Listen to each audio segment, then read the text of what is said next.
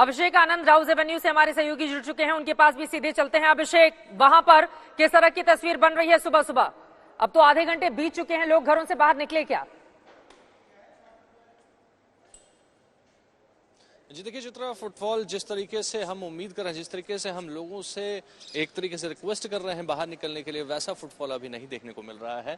यहाँ पर कुछ लोग हैं, लोगों की तादाद में फिलहाल आपको पुलिस वाले ज्यादा दिख रहे हैं। पिंक बूथ बनाया गया है, महिलाओं के लिए खास तौर पर महिला पुलिस का बंदोबस्त किया गया है। और देखिए एक एक करके वोटरों के आने का सिलसिला शुरू हो गया है। बहुत इंपॉर्टेंट और बहुत अलग है ये एमसीडी इलेक्शन अब तक जो दिल्ली में हो रहे थे उनसे, क्योंकि जो ट्राइफर्केशन हुआ था उसके बाद ये यूनिफिकेशन हुआ है और मेयर की जो पोस्ट है उसके पास इस बार बहुत ज्यादा ताकत होगी। इस तरीके की बहुत बड़ी नगर पालिकाएं सिर्फ मेट्रोपॉलिटन सिटीज में होती हैं, मुंबई में है, दिल्ली में है और बाकी भी इस तरह की सिटीज में है, जहां पर नगर पालिका के पास सरकार के लगभग समकक्ष ताकत होती है। और यूनिफाइड एमसीडी का एक मेयर जिसके पास इतनी ताकत होगी, इतनी सारी चीजों पर उसका कमांड होगा, इसको लेकर के जो जद्दोजहद है वो सड़क पर पिछले एक महीने से देखने को मिल रही है। सारे कद्दावर नेता भाजपा के, दिल्ली के, यहां तक कि दूसरे स्टेट के सीएम्स भी सड़कों पर उतरे, आम आदमी पार्टी भी पूरी ताकत झोंक रही है और कांग्रेस इस उम्मीद में है कि जो खोई हुई जमीन है वो कुछ तो वापस आ जाए। फिलहाल मतदान का जो क्रम है वो धीरे धीरे बढ़ना शुरू हुआ है। ठंड बहुत ज्यादा थी चित्रा सुबह, शायद ये भी वजह हो कि लोग इंतजार कर रहे हो कि सूर्य थोड़ा और ऊपर चढ़े, थोड़ी सी ठंड कम हो, तब लोग निकलकर बाहर आना शुरू हो। चित्रा, दिल्ली वालों को तो इंतजार रहता है कि ठंड जल्दी से पड़े और जरा वो मौसम का मिजाज भापने के लिए बाहर जाएं। तो आज तो मौका भी मिला है, तमाम रिकॉर्ड तोड़े पिछली बार का, क्योंकि दिल्ली में एमसीडी के अगर आंकड़ों पर हम नजर डालें, विनोद जी सीधे आपके पास आते हुए सबसे पहले तो मैं मुद्दों की बात कर लेती हूं, उसके बाद वो आंकड़े दिखाएंगे दर्शकों को कि कैसे वोटिंग का प्रतिशत इतना सुस्त क्यों रहता है राजधानी दिल्ली का। लेकिन उसके पहले आम आदमी पार्टी और बीजेपी के बीच जो जबरदस्त तरीके की टक्कर देखने को मिल रही है, क्या नजर आ रहा है सबसे बड़ा मुद्दा राजधानी दिल्ली का इस बार का? दिल्ली में एमसीडी का चुनाव जो है वो चेहरों के बीच में हो रहा है। भारतीय जनता पार्टी में भले ही प्रधानमंत्री जी की रैली न हुई हो, लेकिन अखबारों में जो विज्ञापन आए और जो होर्डिंग्स लगे, पोस्टर लगे, उसमें मोदी जी का ही चेहरा सबसे आगे है।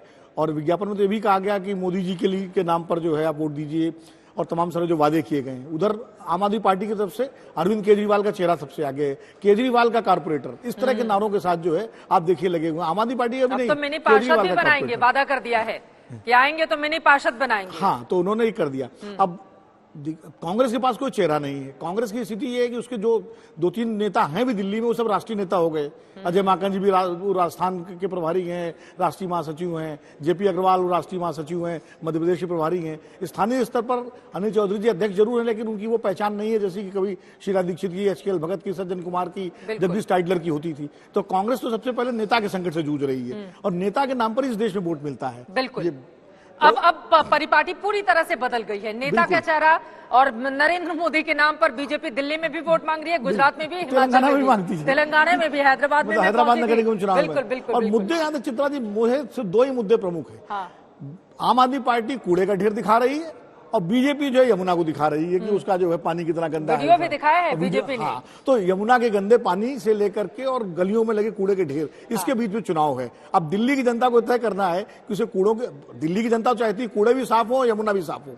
अब ये जो है, मुझे एक चीज और महत्वपूर्ण इसमें लगती है इस चुनाव में कि प्रत्याशियों को, जैसे अभी अजय माकन जी ने अपील की कि कैंडिडेट को देख के वोट दें। हाँ। तो कांग्रेस जो है वो अभी जब आपने पूछा था कि कांग्रेस कहाँ खड़ी है, तो मैं कहने, मुझसे अगर आपने पूछा होता तो मैं कहता कांग्रेस खड़ी नहीं है। हाँ। कांग्रेस चल रही है सड़कों पर भारत जोड़ो यात्रा में दिल्ली में धीरे धीरे। ऐसे क्यों रेंग रही है जल्दी से संजय जी? ये तो कांग्रेस के नेताओं को समझना होगा ना, जहां पर परीक्षा होती है उस मैदान को खाली छोड़ देते हैं, दूसरी जगह जाकर दो साल बाद परीक्षा की तैयारी करते हैं। चित्रा जी, आपने ठीक बताया, कहा कि देखिए जिस चुनाव में उन्हें मेहनत करनी चाहिए थी, अभी हिमाचल के चुनाव हुए, गुजरात के चुनाव हुए, लेकिन उनके शीर्ष नेता इन दोनों राज्यों से गायब रहे। तो जिस बात का आप जिक्र कर रही हैं कि जहां परीक्षा है, जिस सब्जेक्ट की परीक्षा है, आप वो ना पढ़ के दूसरे की तैयारी करेंगे तो रिजल्ट तो वही होगा जो कांग्रेस का रिजल्ट हमें राज्य दर राज्य देखने को मिल रहा है पिछले अगर 3-4 सालों की चर्चा करें तो।